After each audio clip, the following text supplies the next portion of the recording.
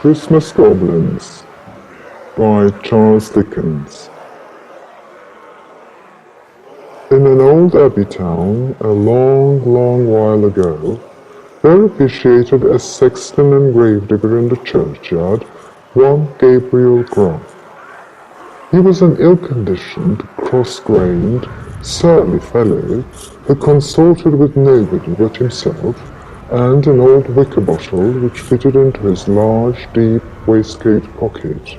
A little before twilight one Christmas Eve, Gabriel shouldered his spade, lighted his lantern, and betook himself toward the old churchyard, for he had a grave to finish by next morning. And feeling very low, he thought it might raise his spirits, perhaps, if he went on with his work at once.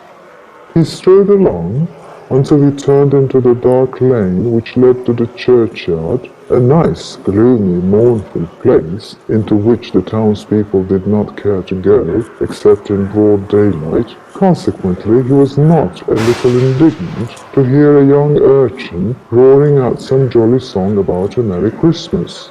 Gabriel waited until the boy came up, then rapped him over the head with his lantern 5 or 6 times, to teach him to modulate his voice, and as the boy hurried away, with his hand to his head, Gabriel Grubb chuckled to himself and entered the churchyard, locking the gate behind him. He took off his coat, put down his lantern, and getting into an unfinished grave, worked at it for an hour or so with right good will. But the earth was hardened with the frost, and it was no easy matter to break it up and shovel it out. At any other time, this would have made Gabriel very miserable, but he was so pleased at having stopped the small boy's singing that he took little heed of the scanty progress he had made when he had finished work for the night, and looked down into the grave with grim satisfaction, murmuring as he gathered up his things, "Brave lodgings for one, brave lodgings for one, a few feet of cold earth when life is done." He laughed as he set himself down on a flat tombstone, which was a favorite resting place of his, and drew forth his wicker bottle. "A coffin at Christmas, a Christmas box," repeated a voice close beside him. "It was the echoes," said he, raising the bottle to his lips again. "It was not," said a deep voice. Gabriel started up and stood rooted to the spot with terror, for his eyes rested on a form that made his blood run cold. Seated on an upright tombstone close to him was a strange, unearthly figure. He was sitting perfectly still, grinning at Gabriel Grubb with such a grin as only a goblin would call up. "What do you here on Christmas Eve?" said the goblin sternly.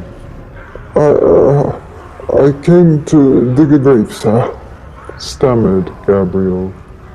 "What man wanders among graves on such a night as this?" cried the goblin. "Gabriel Grubb, Gabriel Grubb," screamed a wild chorus of voices that seemed to fill the churchyard. "What have you got in that bottle?" said the goblin. "Honest, sir," replied the sexton, trembling more than ever, for he had bought it of the smugglers, and he thought his questioner might be in the excise department of the Goblins. "Who brings Hollands alone and in a churchyard on such a night as this?"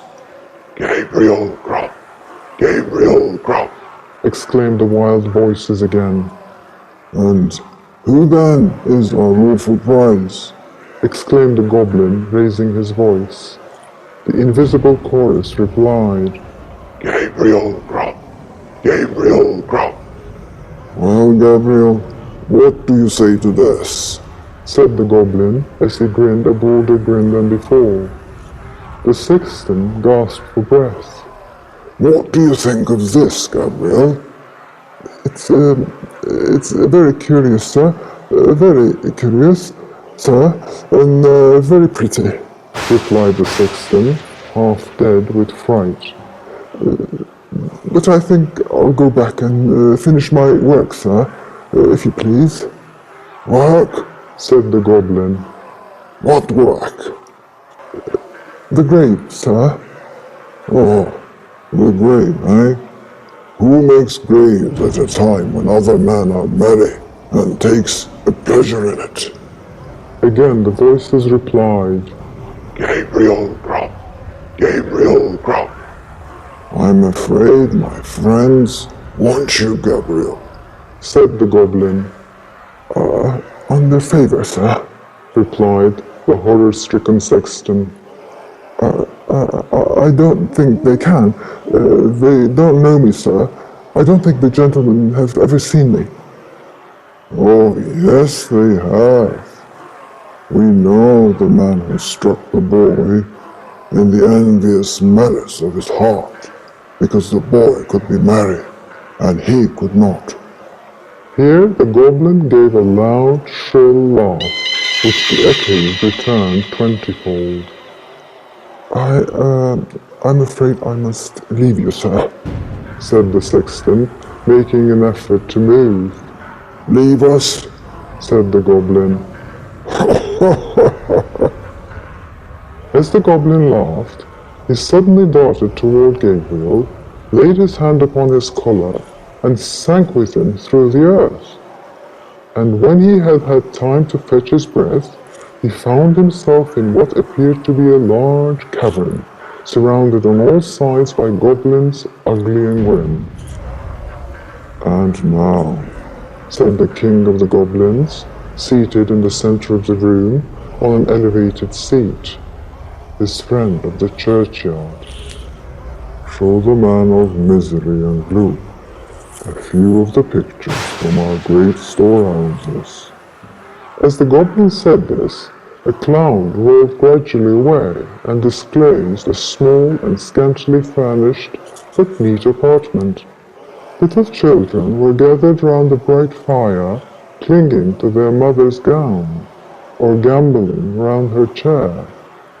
A frugal meal was spread upon the table, and an elbow chair was placed near the fire.